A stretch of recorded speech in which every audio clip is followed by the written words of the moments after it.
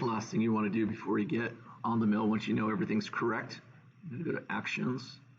In addition to generating my code, I'm going to go to Setup Sheet. It'll ask me where do I want to save this to. Go to my Google Drive, my drive, courses. Hopefully you have a container project in here. It's going to save right here in my Unit 2 folder. Now, if we look at the information, this provides us with lots of information here. My stock is 3 inch by 3 inch by 2 inch. My part measures 3 inches by 3 inches by 2 inches, and it's extremes, all right? So my part measures 3 inches this way, 3 inches this way, and 2 from top to bottom.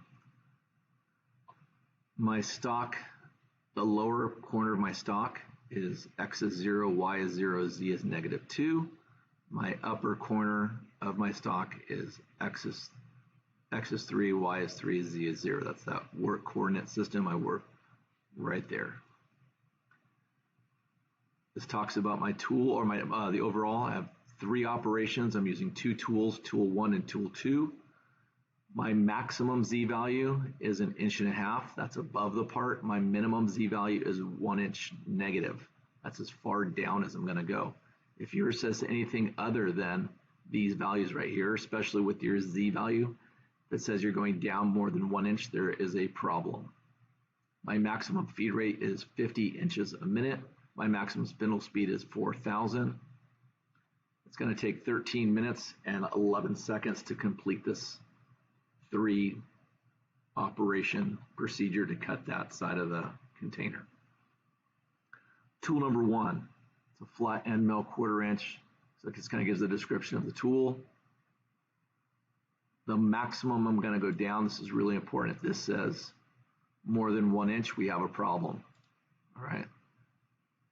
Cycle time, 12 inches with the 1/4 inch tool. Here's my holder. Tool number 2, it's my 1/8 inch tool. This is how much room I have to cut with.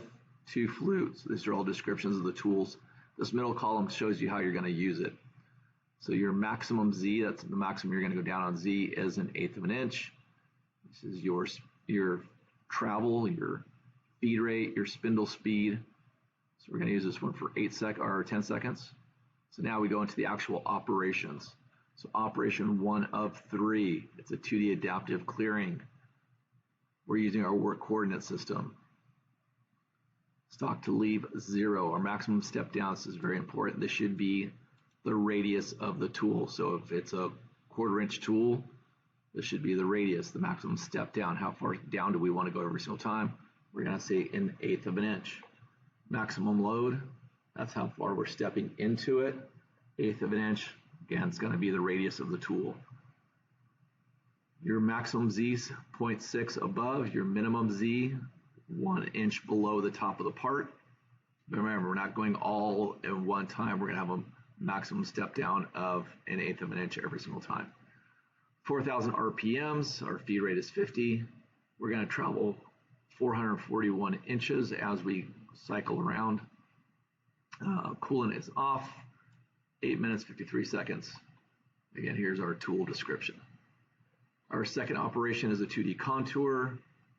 Stock to leave 0. Our maximum step down is going to be 1/8 of an inch.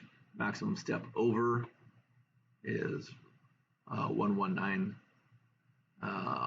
Here's our actual numbers here. So we're going to start. Our maximum height is above the part. Our maximum Z is a -1/8 of an inch. So we're just cutting that lip. Spindle speed, spinning at 4,000. It's traveling at 50 inches per minute. It's going to travel a total of 8 inches. Our cycle time is 10 seconds. And again, here's our tool description.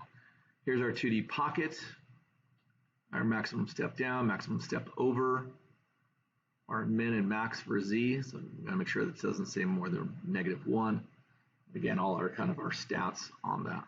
So the ones I'm going to be looking for, you're going to show me the sheet. I'm going to be looking at your maximum Z values. I'm going to be looking at your spindle speeds, your feed rates. So they should match what you see here. These are the presets that we're given. So you need to generate this sheet before you can get on the mill so it can get checked off.